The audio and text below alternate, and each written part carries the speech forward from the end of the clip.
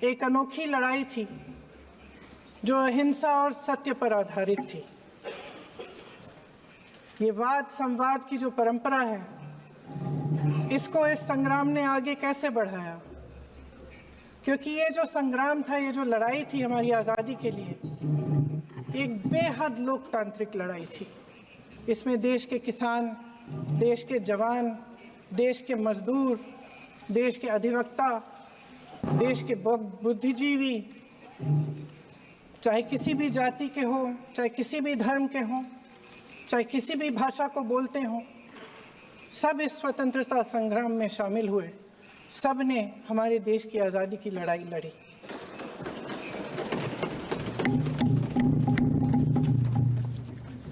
और उसी आज़ादी की लड़ाई से एक आवाज़ उभरी जो हमारी देश की आवाज़ थी।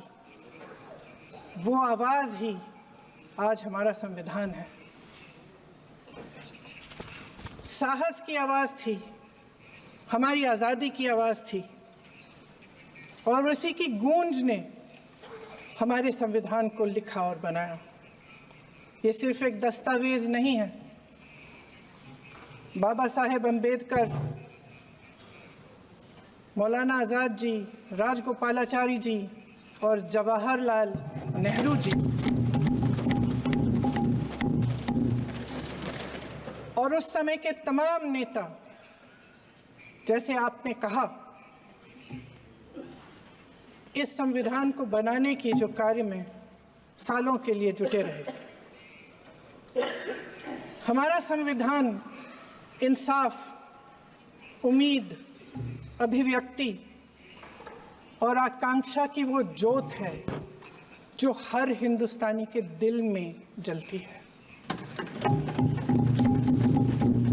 अध्यक्ष महोदय, इस ज्योत ने हर एक भारतीय को ये पहचानने की शक्ति दी कि उसे न्याय मिलने का अधिकार है, कि उसमें अपने अधिकारों के लिए आवाज़ उठाने की क्षमता है, कि जब वो आवाज़ उठाएगा तो सत्ता को उसके सामने झुकना पड़ेगा।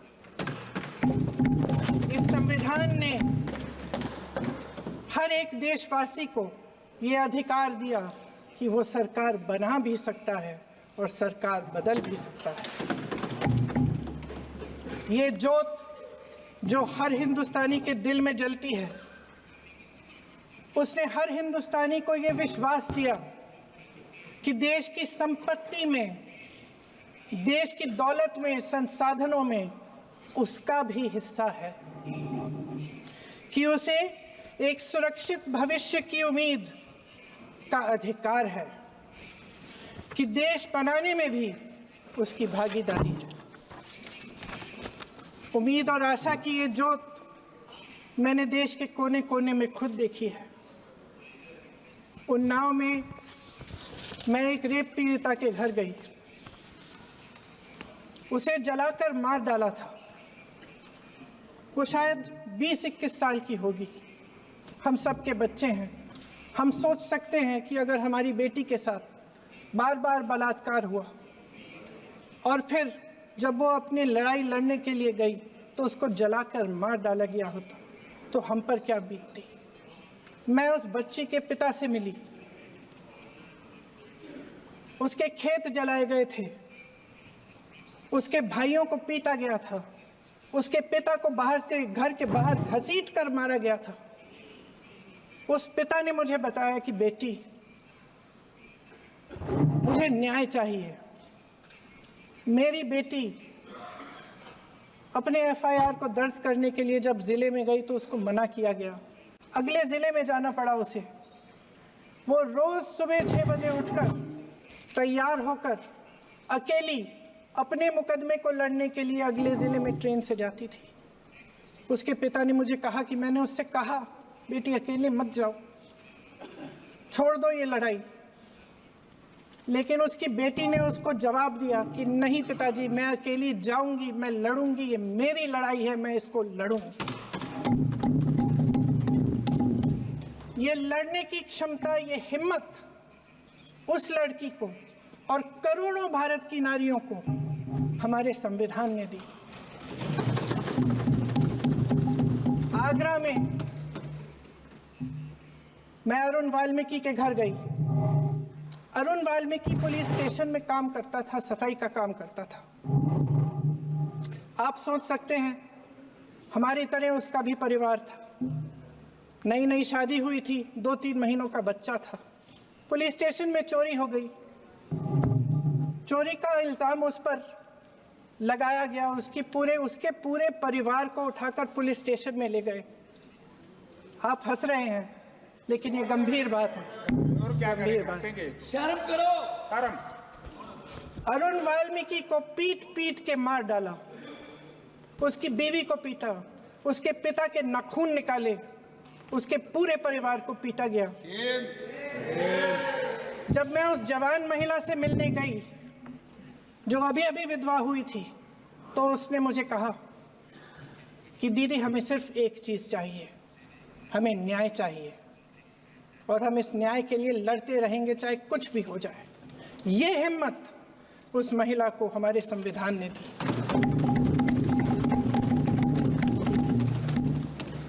संभल के कुछ लोग आए थे हमसे मिलने जो मृतकों के परिवार के सदस्य थे। उसमें 2 बच्चे थे, अदनान और उजैर। अब सुनिए।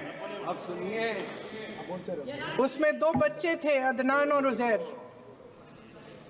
एक बच्चा मेरे बच्चे की उम्र का है, दूसरा उससे छोटा 17 साल का है। दर्जी के बेटे थे। दर्जी का एक ही सपना था कि वो अपने बेटों को पढ़ाएगा लिखाएगा। एक बेटा डॉक्टर बनेगा, एक बेटा भी सफल होगा दूसरा बेटा भी अपने जीवन में सफल होगा। उनके पिताजी हर रोज उनको स्कूल छोड़ते थे। उस दिन भी स्कूल छोड़ने के बाद अपनी दुकान में चले गए। उन्हें पता नहीं था कि विवाद हो रहा है। उन्होंने भीड़ देखी, घर आने की कोशिश की तो पुलिस ने गोली से मार डाला। वो 17 साल का बच्चा अदनान मुझसे कहता है,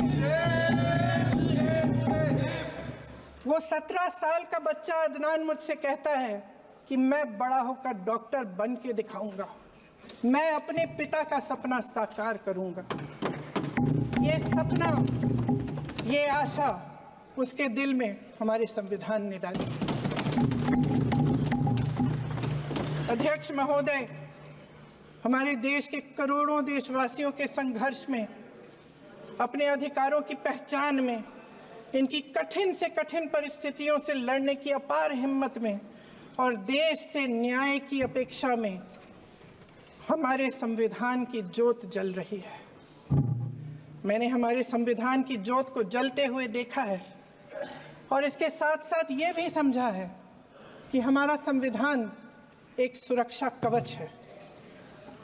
एक ऐसा सुरक्षा कवच है जो देशवासियों को सुरक्षित रखता है, न्याय का कवच है, एकता का कवच है और अभिव्यक्ति की आज़ादी का कवच है।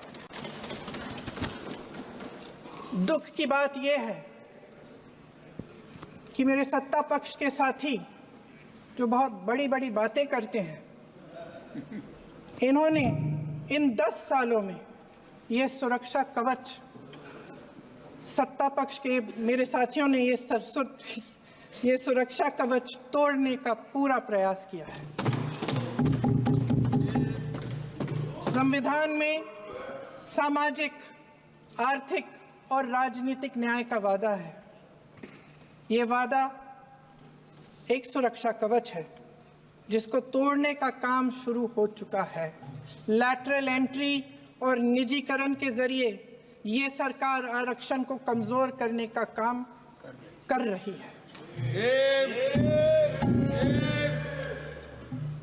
अगर लोकसभा में ये नतीजे नहीं आए होते तो ये संविधान बदलने का काम भी शुरू कर लेते। सच्चाई ये है अध्यक्ष महोदय कि आज संविधान बार बार इसलिए कह रहे हैं क्योंकि इस चुनाव में इनको पता चल गया कि इस देश की जनता ही इस संविधान को सुरक्षित रखेगी, कि इस चुनाव में हारते हारते जीतने से इन्हें एहसास हुआ कि ये संविधान बदलने की बात इस देश में नहीं चलेगी। आज जनता की मांग है कि जाति जनगणना हो। सत्ता पक्ष के मेरे साथी ने इसका जिक्र किया। ये जिक्र भी आज इसलिए हो रहा है क्योंकि चुनाव में ये नतीजे आए।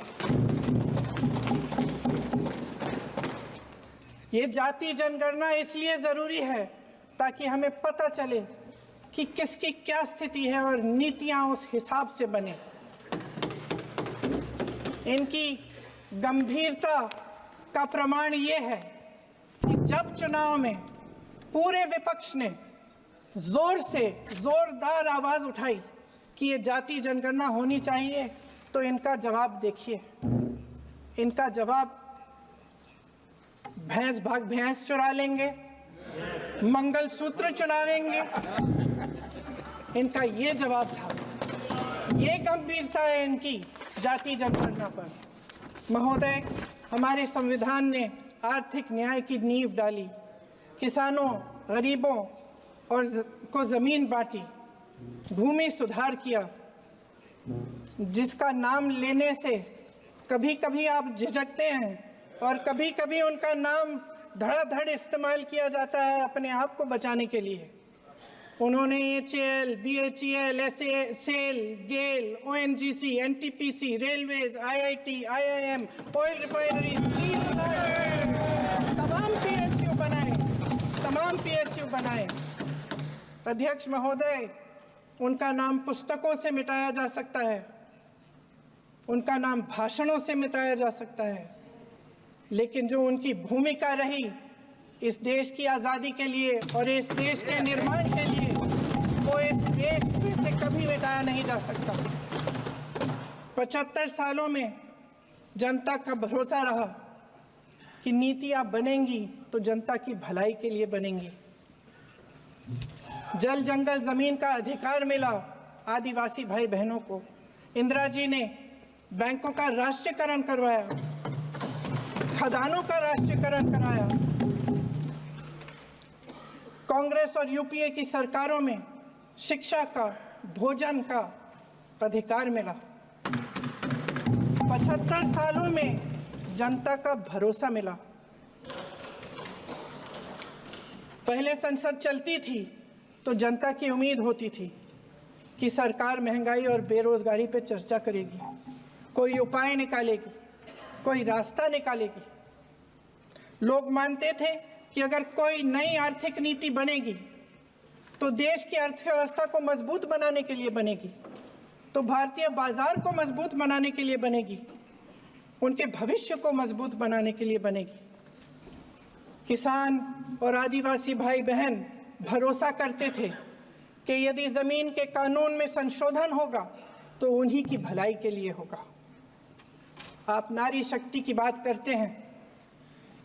आज चुनाव की वजह से शायद इतनी बातचीत हो रही है नारी शक्ति के बारे में, क्योंकि हमारे संविधान ने महिलाओं को यह अधिकार दिया, उनकी शक्ति को परिवर्तित किया वोट में। और आज आपको पहचानना पड़ रहा है कि महिलाओं के बिना, कि नारी शक्ति के बिना ये सरकारें नहीं बन सकती हैं। इसीलिए आज आप नारी शक्ति की बातें दोहरा रहे हैं। जो आप नारी शक्ति का अधिनियम लाए हैं उसको लागू क्यों नहीं करते? वो 10 साल बाद लागू क्यों होगा? क्या आज की नारी 10 साल इंतजार करेगी उसके लागू करने के लिए? क्या बात है, क्या बात है।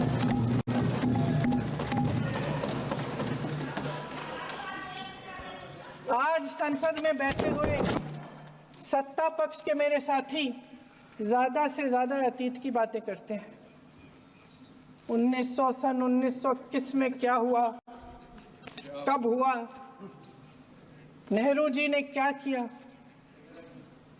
अरे वर्तमान की बात करिए, देश को बताइए आप क्या कर रहे हैं, आपकी जिम्मेदारी क्या है। कि सारी जिम्मेदारी जवाहरलाल नेहरू की है।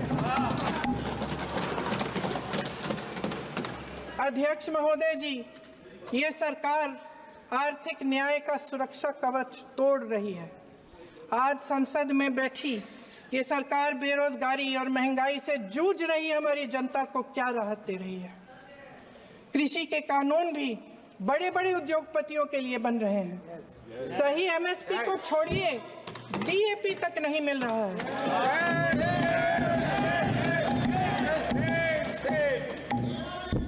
वायनाड से लेकर ललितपुर तक इस देश का किसान रो रहा है। आपदा आती है तो उसको कोई राहत नहीं मिलती। भगवान भरोसे है आज इस देश का किसान, उसको छोड़ दिया गया है। आज हिमाचल में देखिए, जितने भी कानून बने हैं वो सब बड़े बड़े उद्योगपतियों के लिए बन रहे हैं। हिमाचल में जो सेब उगता था, उसके जो छोटे छोटे किसान हैं वह रो रहे हैं, क्योंकि एक व्यक्ति के लिए सब कुछ बदला जा रहा है। सुनने की हिम्मत रखो। मैं अध्यक्ष महोदय जी, अध्यक्ष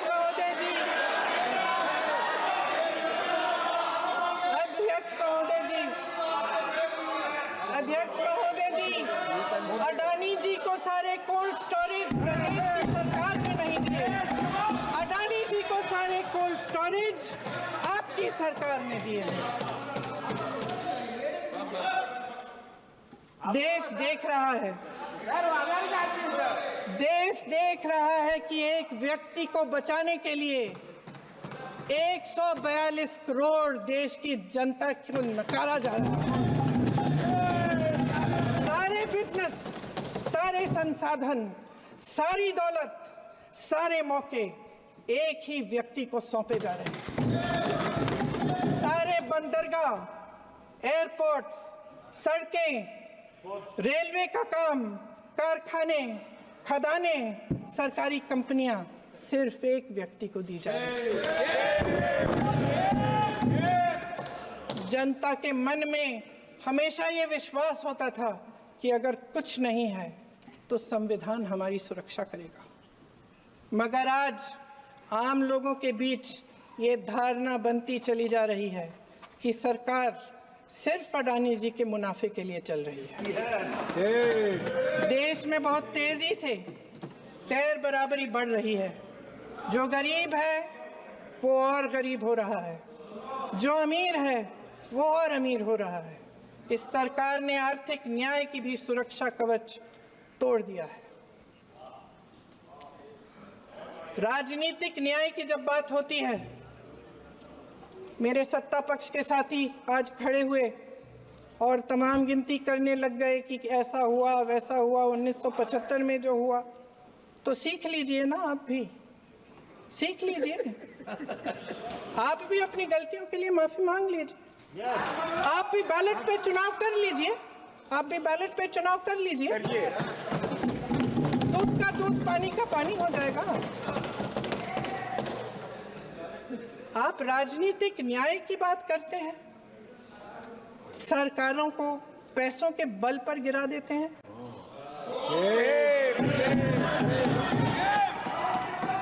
मेरा आग्रह है कि अपन संविधान में सकारात्मक बोले।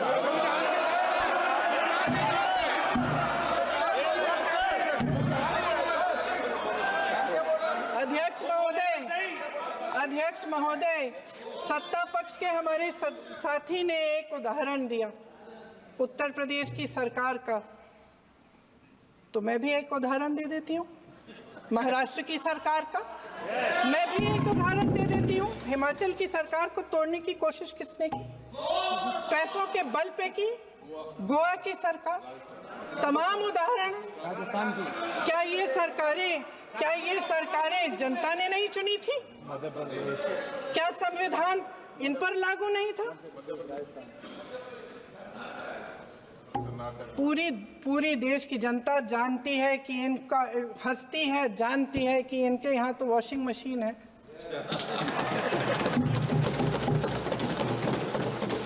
तो यहाँ से वहाँ जाता है वो धुल जाता है। इस तरफ दाग, उस तरफ स्वच्छता। और मेरे कई ऐसे साथी हैं जो इस तरफ होते थे उस तरफ चले गए, मुझे दिख भी रहे हैं, वॉशिंग मशीन में शायद धुल गए हैं। अध्यक्ष महोदय, जहां भाईचारा और अपनापन होता था, जहां हमारे संविधान ने एकता का सुरक्षा कवच दिया था, वहां शक और घृणा के बीज बोए जा रहे हैं। एकता का सुरक्षा कवच तोड़ा जा रहा है। प्रधानमंत्री जी यहाँ सदन में संविधान की किताब को यूं माथे से लगाते हैं, लेकिन संभल में, हाथरस में, मणिपुर में जब न्याय की गुहार आती है, उठती है, तो उनके माथे पे शिकन तक नहीं आता।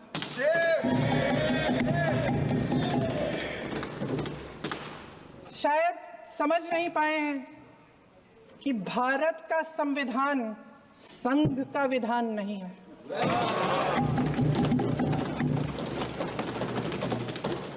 भारत के संविधान ने हमें एकता दी, हमें आपसी प्रेम दिया। उस मोहब्बत की दुकान जिस पर आपको हंसी आती है, उसके साथ करोड़ों देशवासी चले। करोड़ों देशवासियों के दिल में एक दूसरे के लिए प्रेम है, घृणा नहीं है।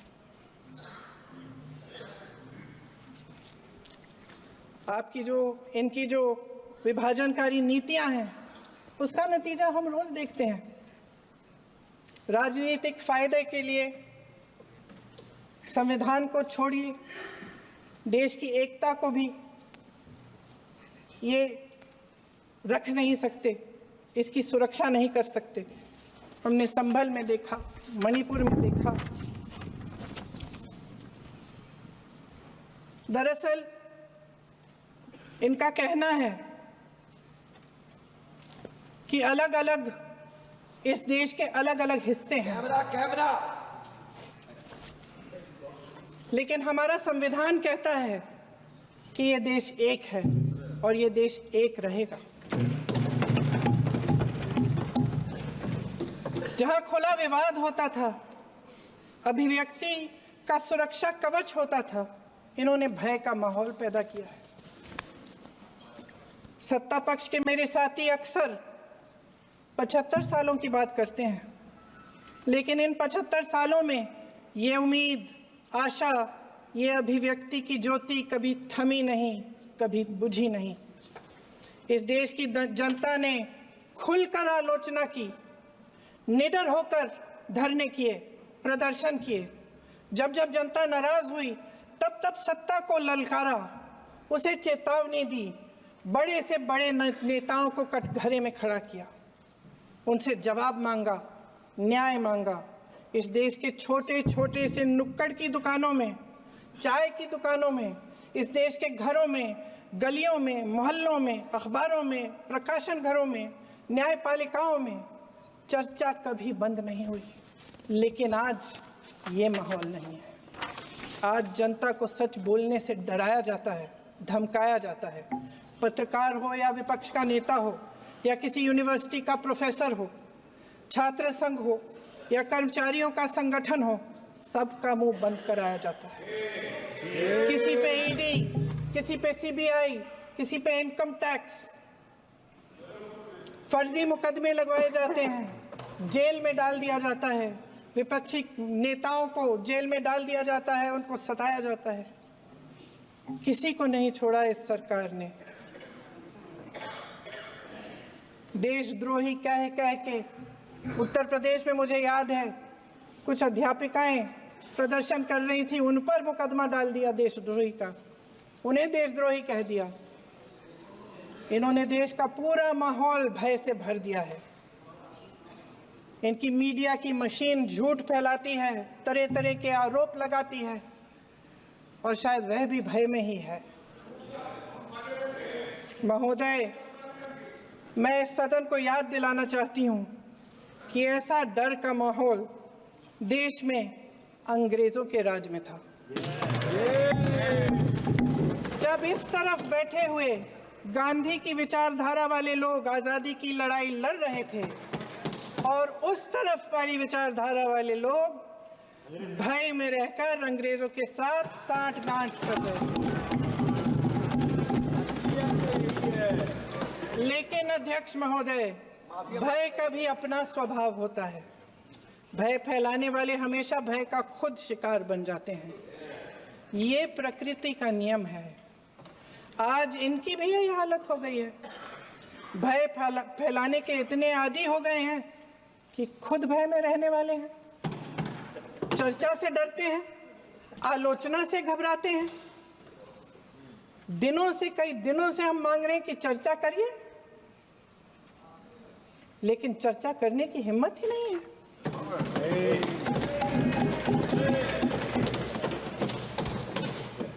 एक कहानी होती थी अध्यक्ष महोदय, शायद बचपन में आपने भी सुनी होगी। राजा भेष बदलकर बाजार में आलोचना सुनने जाता था। ये सुनने जाता था कि प्रजा मेरे बारे में क्या कह रही है, मैं सही रास्ते पे चल रहा हूं कि नहीं। लेकिन आज का राजा, भेष तो बदलते हैं आज के राजा, शौक तो है उनको भेष बदलने का, लेकिन न जनता के बीच जाने की हिम्मत है और न आलोचना सुनने की। महोदय, मैं तो सदन में नहीं हूं।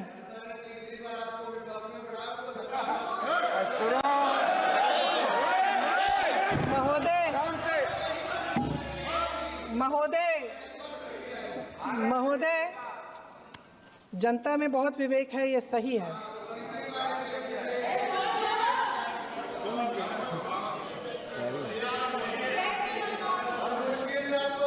अच्छा महोदय, मैं सदन में नहीं हूँ।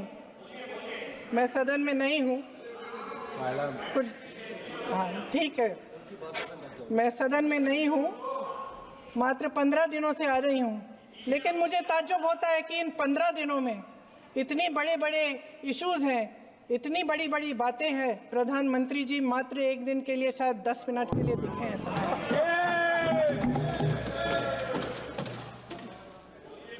बात यह है अध्यक्ष महोदय जी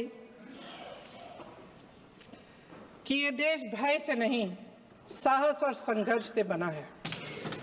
इसको बनाने वाले देश के किसान, जवान, देश के करोड़ों मजदूर और गरीब जनता है।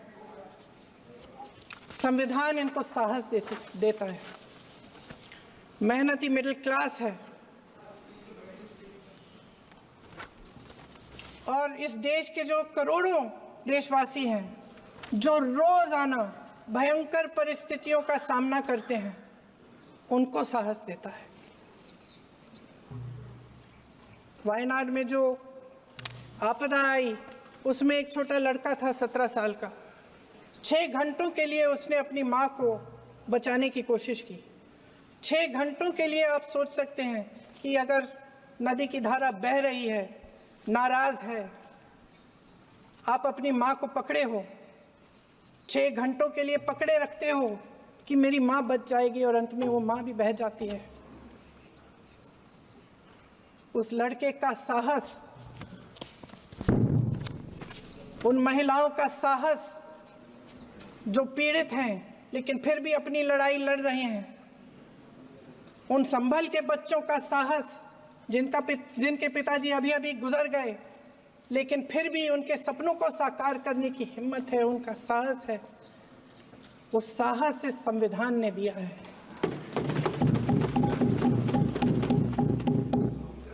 वो आत्मविश्वास से संविधान ने दिया है। ये देश भय से नहीं चल सकता, ये देश साहस से ही चलेगा। भय की भी सीमा होती है, और जब वो सीमा पार हो जाती है, जब किसी को